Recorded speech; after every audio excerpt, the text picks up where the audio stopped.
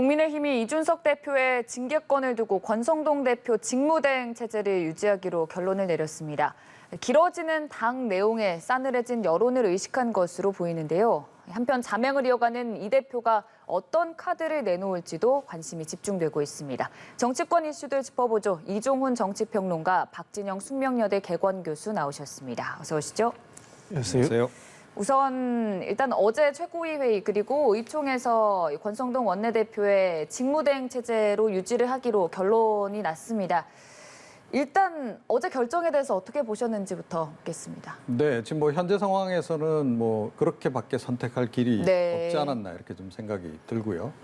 그러니까 조기 전당대회를 한다 그러면 뭐 비대위 체제로 뭐 옮겨가서 거기서 이제 전당대회를 준비하는 이런 형식으로 갈 텐데.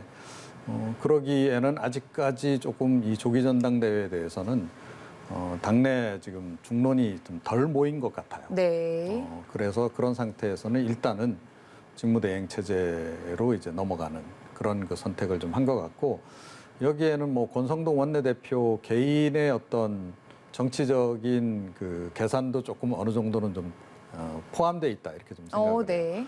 권성동 원내대표 입장에서는 본인이 원내대표로서 직무대행 체제를 가능한 길게 가져가고, 이준석 그 대표의 뭐 경찰 수사 결과 뭔가 이렇게 좀 이렇게 처리가 된다든지, 예를 들어 정리가 된다든지 이런 상황이 오게 되면 결국 이제 한 그 대표 임기 6개월 미만 남긴 상태에서 전당대회를 열게 되면 온전하게 임기 2년의 새 대표를 뽑을 수 있게 되지 않습니까? 그런 환경 하에서 본인이 그 당대표에 도전하는 그림, 네. 그림을 좀 그리고 있는 게 아닌가 이렇게 생각을 합니다. 차기 당권 주자로서의 권성동 원내대표의 또 마음까지 짚어주셨는데, 일단 지금 양당 원내대표가 회동을 가졌거든요. 국회 원구성을 둘러싼 협상, 방금 전 협의를 마치고 결과를 발표했는데 현장 보시죠.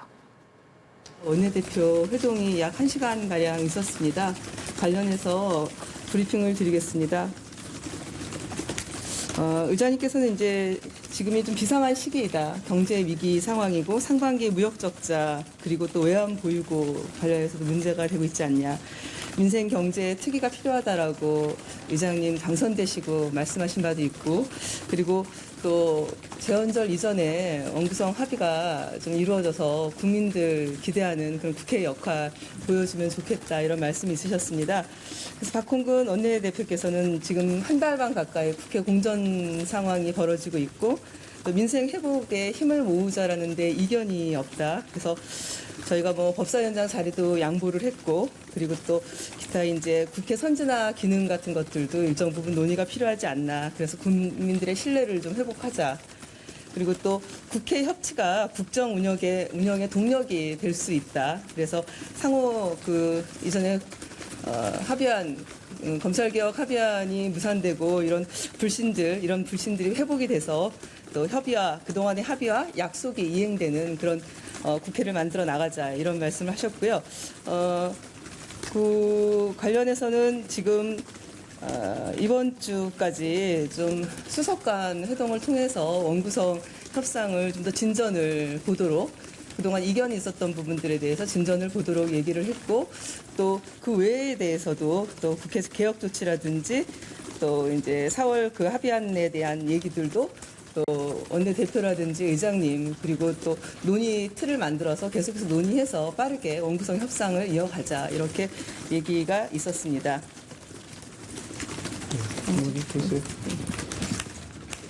논의를 좀 더 효율적으로 진행하기 위해서 그동안의 논의가 답보 상태에 있었던 여러 가지 이유들이 있습니다. 원구성 협상 이외에 사개특위 참여라든지 여러 다른 전제 조건들이 있었는데, 그런 부분들은 국회의장님과 그 여야 원내대표님들끼리 좀 만나서 협의를 하고, 그다음에 상임위의 배분에 대해서는 원내수석들끼리 또 만나서 또 얘기를 하고, 이래서 전체적으로 좀 일괄타결하기로 하되 논의는 좀 효율적으로 진행하기 위해서 그런 방식으로 진행하기로 했습니다. 네, 질문 있으세요? 그럼 오늘 이견을 좁힌 건 어떤 게 있을까요? 이견을 좁힌 거는 또 원칙적인 부분으로 재헌절 이전까지 우리가 원구성 협상을 마무리 짓자 이런 부분에서는 양당 대표 또 국회의장님까지 다들 그 부분에서는 일정 정도 공감대를 이루었습니다.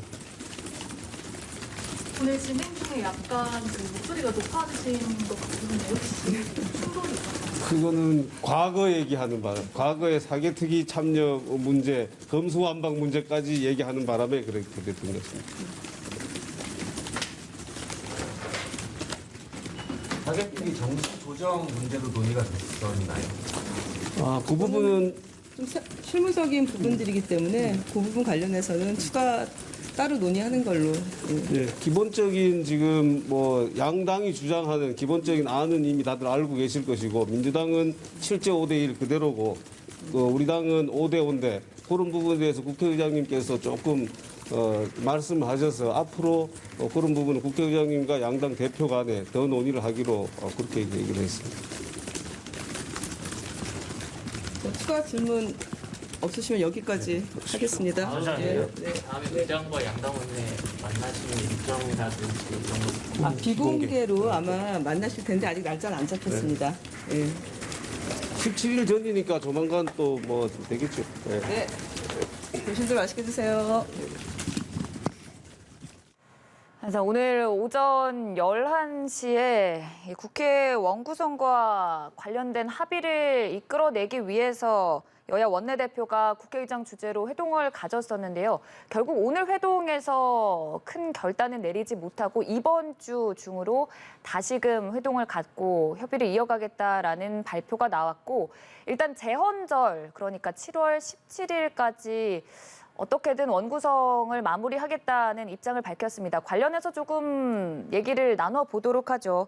이번에도 역시나 좀 합의에 이르지는 못했습니다. 네. 그러니까 뭐 사실은 각 당에 지금 안은 이미 나와 있는 상태 아닙니까? 네. 가장 큰 쟁점이 이제 사개특위 구성 부분인데 국민의힘 쪽에서는 조금 전에도 설명했다시피 이제 위원 구성 5대 5로 하자. 그리고 위원장 우리한테 달라. 지금 그렇게 지금 이야기를 하고 있는 그런 그 상황이고 지금 뭐 민주당 쪽에서는 7대 5로 하자.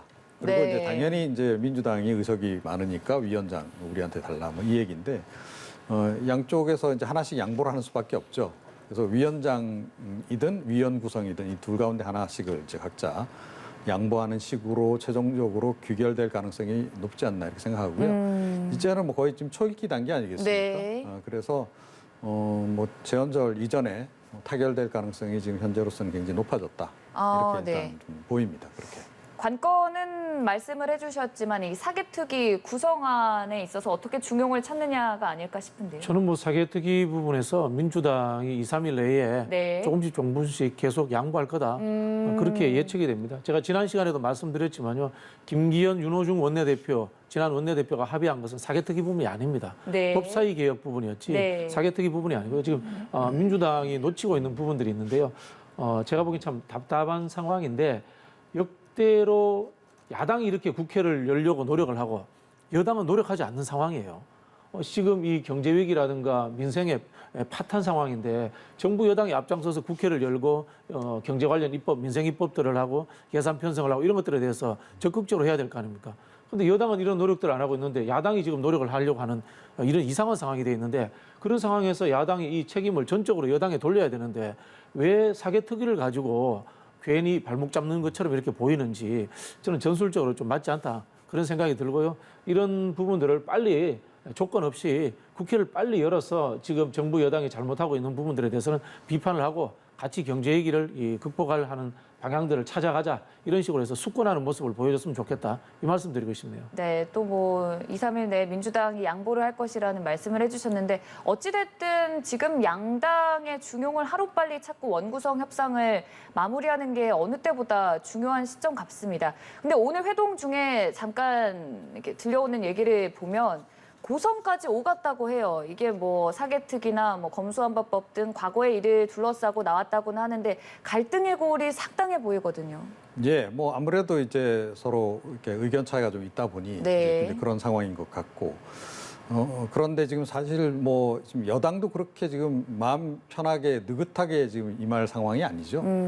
윤석열 대통령 지지율, 국정수행 지지율도 지금 많이 떨어진 상태고 그런 상태에서 국회가 제대로 일 안 하고 있다라고 하는 국민적 여론, 그 비난 여론도 상당하고 그렇기 때문에 어찌됐건 뭐 여당도 그 부분에 대해서는 자유롭기가 좀 어렵습니다. 그래서 제가 보건대는 여당도 꽤 서두를 것이다 이렇게 좀 생각을 하고요.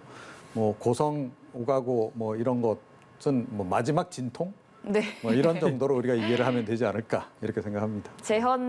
재헌절에는 이런 사태를 이제 또 마무리 짓고 원구성 협상을 마무리할 수 있다고 보시는 거죠? 네, 뭐 곧 될 거라고 봅니다. 근데 한 달 동안 공전했잖아요. 네. 인사말이라도 국민들한테 사과라도 좀 했으면 좋겠어요. 여야가 같이. 네. 제가 보기에는 아무 실익 없는 이 힘겨루기를 한 것 같다라는 생각이 들거든요.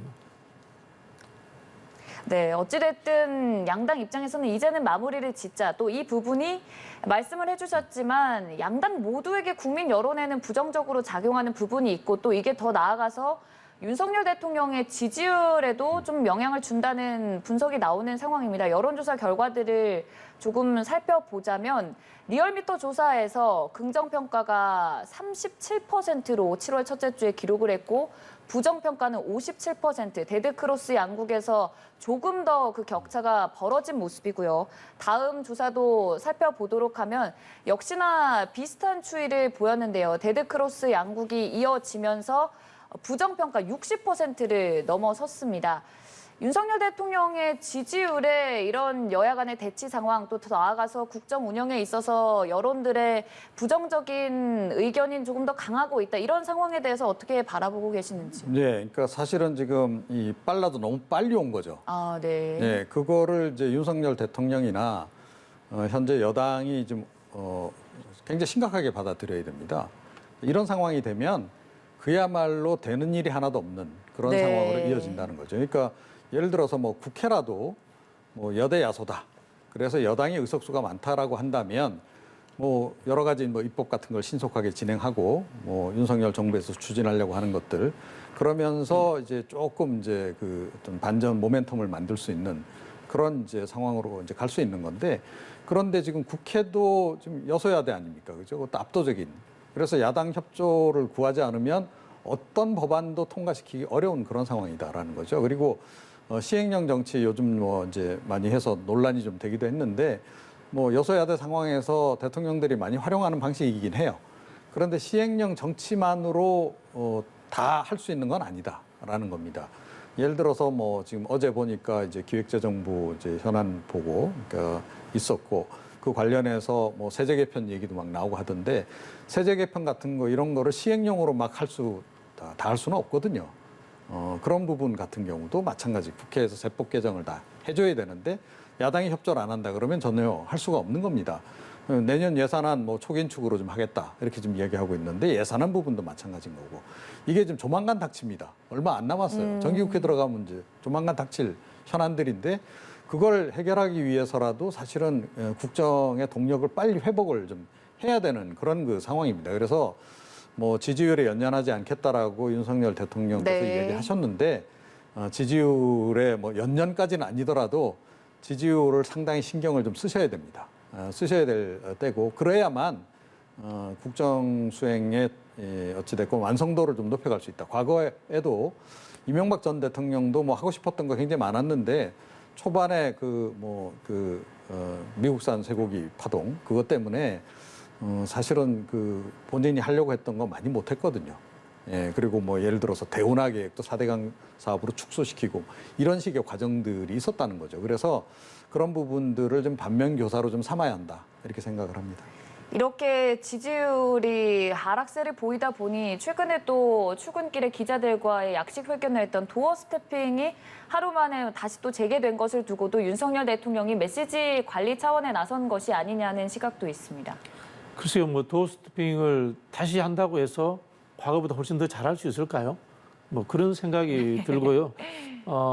윤석열 대통령이 이제 지지율이 하락하는 국면에는 첫 번째는 태도 문제가 작동을 한 것 같아요.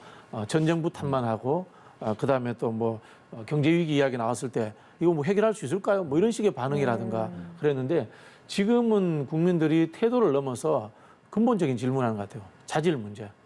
과연 저분이 대통령의 역할을 제대로 수행할 수 있는 분인가라는 거기서에 대해서 의구심을 가지는 것 같아요. 그러다 보니까 지난 대선에서 윤석열 대통령을 찍었던 분들도 다시 한번 회의하는 상황이다. 저는 그렇게 보입니다. 지금 여론조사를 보면요, 지지율이 굉장히 하락했습니다만은 제가 뭐 정확한 통계는 모르겠습니다만 진보층이라든가 민주당 지지층들은 응답률이 굉장히 낮아요. 응답률이 낮은 상황에서도 대통령 지지도가 저렇게 낮다는 것은 윤석열 대통령을 찍었던 분들이 떨어져 나가고 있다는 뜻입니다. 이거는 제가 봤을 때 심각한 위기입니다. 국정 동력이 완전히 상실할 수 있는 심각한 위기이기 때문에 저는 대통령이 빨리 2달밖에 안 됐지만 국정을 쇄신하겠다는 의지를 보여주셔야 된다고 봅니다.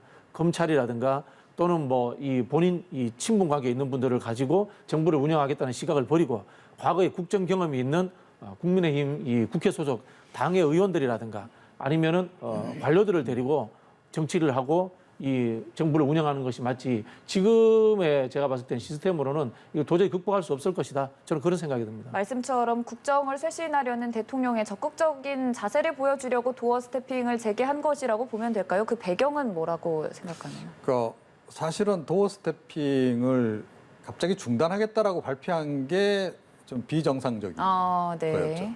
그러니까 이게 뭐 충분히 내부에서 뭐 이렇게 공감대가 이루어져서 나온 내용인지도 좀 의문이고, 뭐 얘기는 경호처 쪽에서 이제 요청을 했다는 거 아닙니까? 이제 뭐 기자들 사이에서 일부 코로나 확진자가 확산으로. 나오고 하니까 네. 뭐 일시 중단 뭐 이렇게 이제 했다는 건데, 이런 결정도 사실은 이렇게 섣불리 막 내릴 문제는 아니다라고 생각해요. 그러니까 뭐 코로나19가 확산된다 그래서 뭐 기자회견 뭐 전혀 못할 상황이다, 또 내지는 뭐 도어 스태핑 못할 상황이다, 그렇게 보기는 어렵잖아요.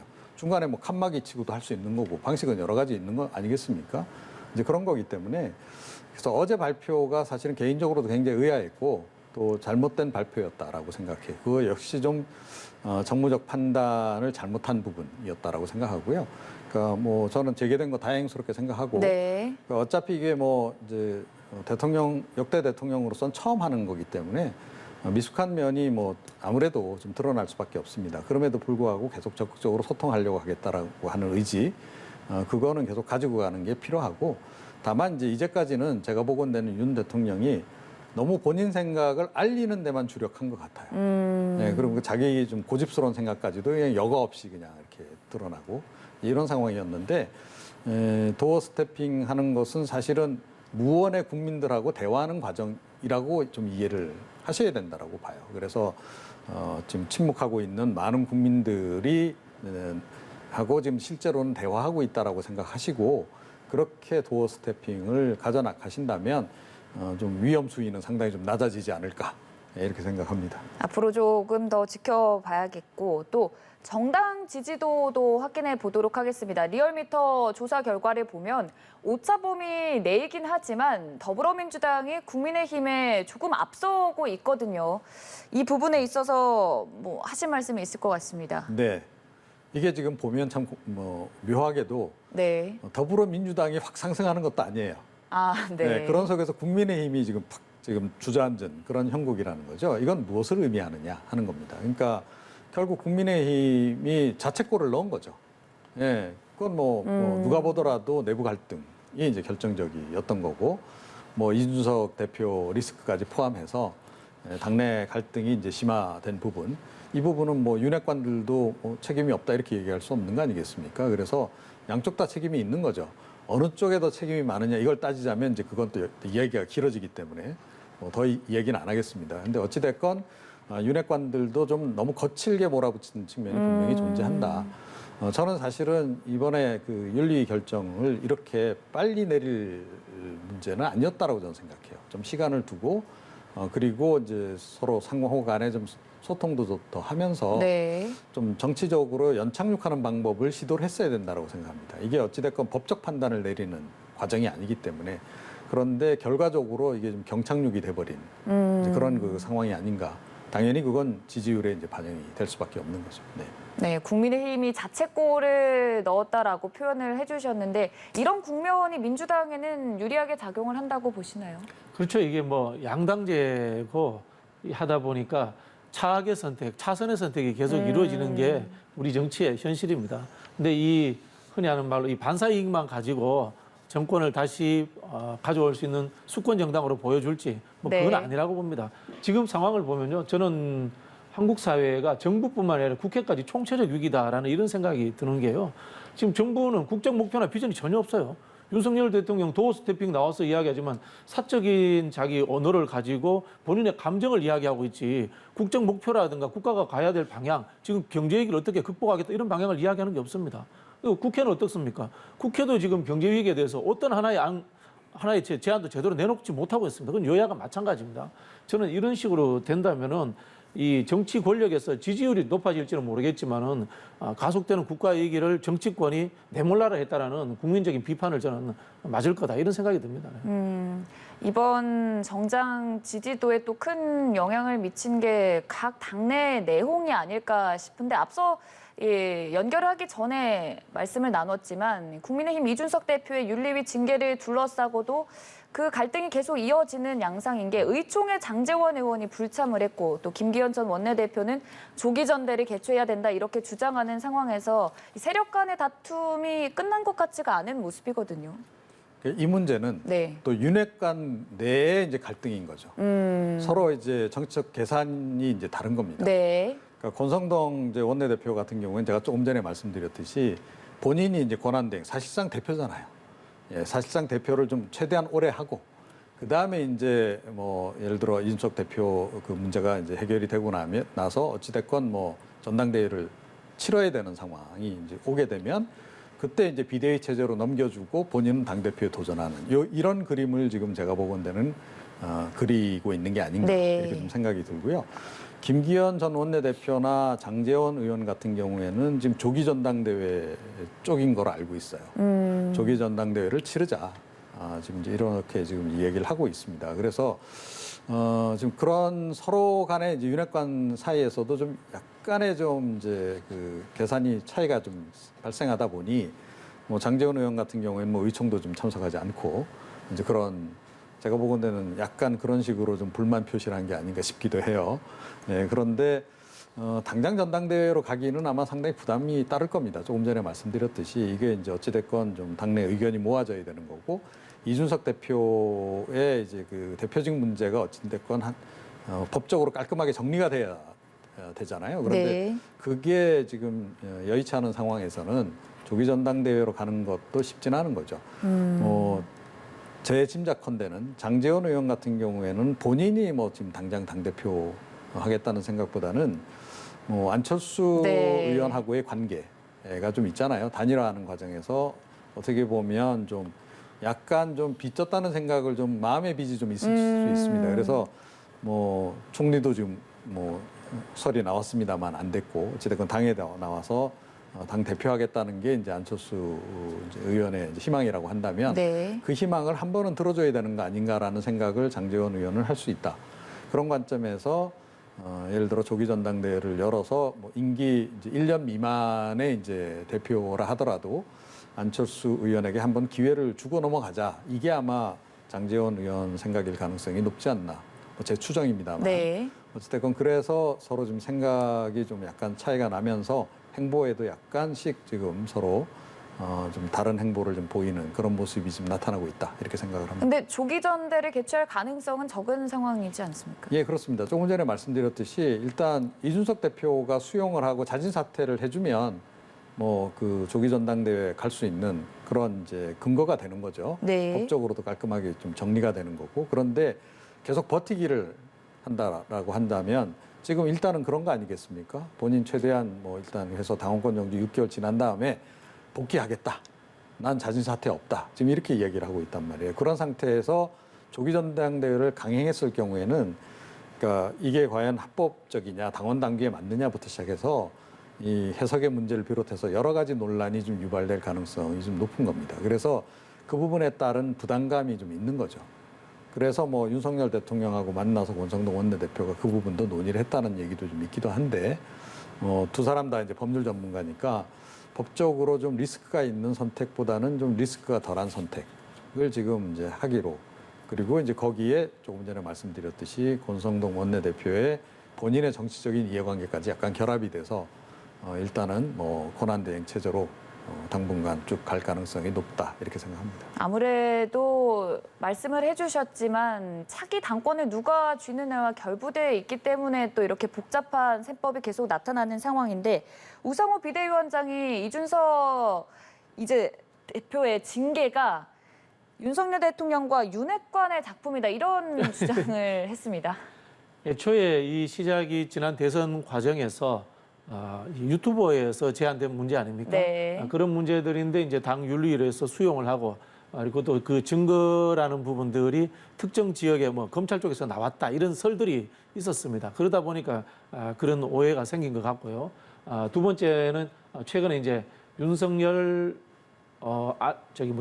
안철수 후보 두 분 단일화하는 과정에서 또 다시 이준석 대표의 거취 이야기가 나왔다는 이야기가 또 이제 정가에 이제 또 흘러다니고 있습니다. 그러다 보니까 이제 이런 의혹이 나온 것 같은데요. 저도 이제 최근에 어떤 장면이 떠오르냐면요. 네. 이진복 정무수석이 이 와중에 권성동 원내대표를 만나고 갔습니다.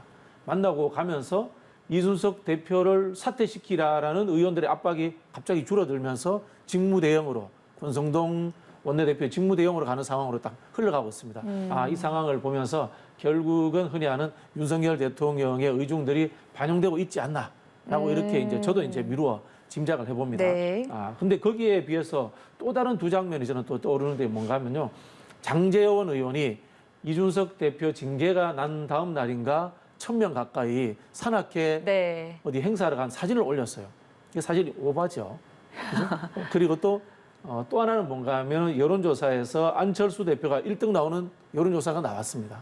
이게 저는 윤핵관 내에서 장제원, 안철수 의원이 뭐 윤핵관이라고 보기는 어렵습니다만은 윤핵관들과 가까우니까 그분들이 연대해서 조기 전대를 가려고 하는 의도가 있었다라고 이렇게 보여집니다만은 저는 이진복 수석을 비롯해서 윤석열 대통령의 의중이 권성동 원내대표 중심으로 가는 게 좋지 않겠느냐라는 의중이 나오지 않았나라고 이제 나름대로 짐작을 하면서 결국은 장제원 의원이 좀 오버하는 바람에 조기 전대라든가 이런 것들은 당분간은 이야기가 꺼내기 쉽지 않지 않겠나 그런 생각이 듭니다. 그러나 뭐 제가 봤을 때는 이 갈등은 잠복해 있다고 봅니다. 왜냐하면 이건 하고 싶은 사람이 많거든요. 자리는 하나인데. 예를 들면 이런 생각해 볼 수 있잖아요. 공천권이 없는 보궐 당대표를 안철수 대표라든가 김기현 전 원내대표라든가 이런 윤핵관 핵심이 아닌 사람들이 하고 내년 6월에 공천권이 있는 당대표는 윤핵관이 직접 하고 이렇게 생각할 수도 있거든요. 그래서 저는 뭐 갈등의 씨앗은 아직도 남아있다. 그렇게 생각 들고요. 그런 측면에서 이준석 대표에 대한 공격은 다시 재개될 것이다. 저는 그렇게 생각합니다. 여기에 윤석열 대통령까지 윤심이 반영됐다고 보시나요? 뭐 만났다지 않습니까? 어제. 예, 그러니까 뭐 이 국면에서 만났다면 무슨 얘기를 하겠습니까? 그리고 뭐 권성동 원내대표가 늘 그랬잖아요. 자기는 수시로 통화하고 있다고. 네. 그러니까 아마 여러 가지 현안들에 대해서는 뭐 거의 제가 보건대는 상시 뭐 소통을 지금 하고 있는 것 같고요. 그게 이제 다른 윤핵관들하고 조금 차이가 아닌가 싶어요. 그래서 윤핵관들 중에서도 역시 이제 뭐 제일 소통을 많이 하는 대상은 권성동 원내대표인 것 같고 그렇다 그러면 뭐 당연히 이제 이 당내 문제 특히 이제 이번에 윤리위 결정 나고 난 이후에 지금 당내 상황을 어떻게 정리할 것인가 좀 안정화를 시켜야 되잖아요. 윤 대통령 입장에서도 당에 계속 분란이 이어지면 본인 지금 국정수행 지지율에도 어찌됐건 악영향을 미치는 거 아니겠습니까? 실제로 미쳤고 그런 상태에서 이걸 그냥 방치할 수도 없는 거죠. 자, 그러니까 이제 두 사람이 회동을 이제 가진 것 같고 거기서 공감대가 형성된 거는 분명한 것 같다. 근데 그 공감대는 일단 권성동 원내대표로 간다. 이쪽인 것 같고 그래서 아마 이제 뭐 보기에 따라서 이제 정치적으로는 이렇게 되면 윤석열 대통령이 권성동 원내대표에게 다시 한번 힘을 실어줬다. 뭐 이렇게 되는 거죠.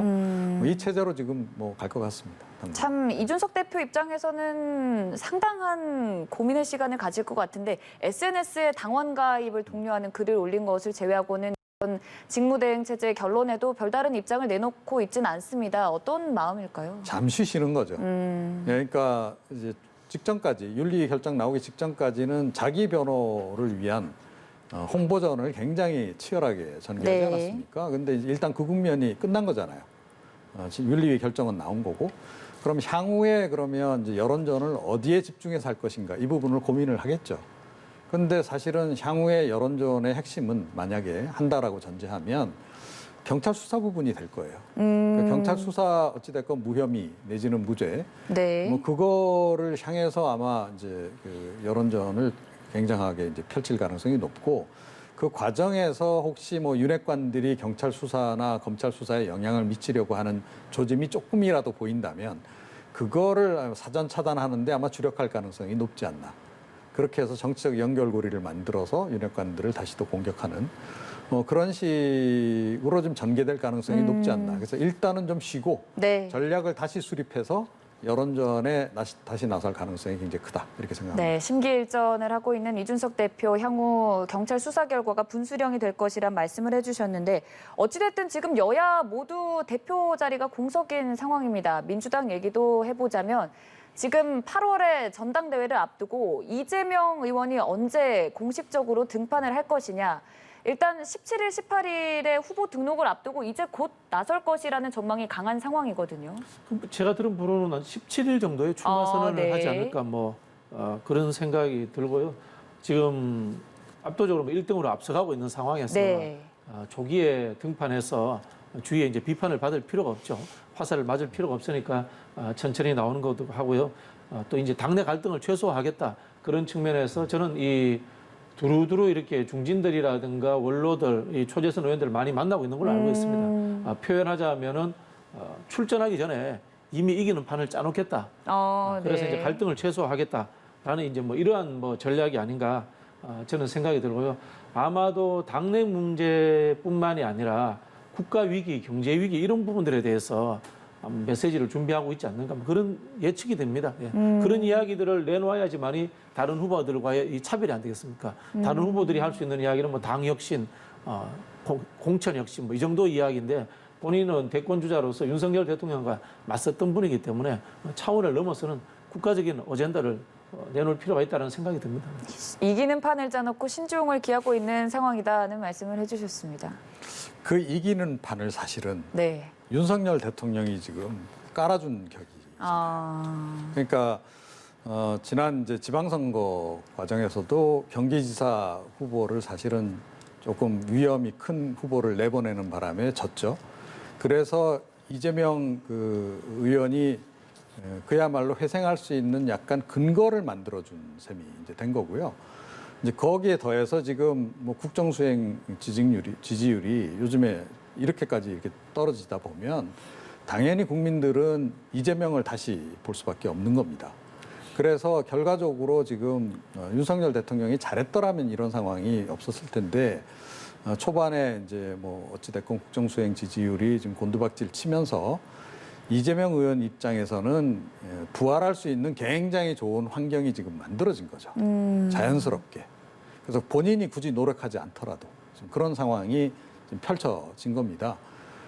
제가 보건대는 이 출마 선언은 지금 원구성 문제하고 지금 약간 그 연계가 돼 있어요.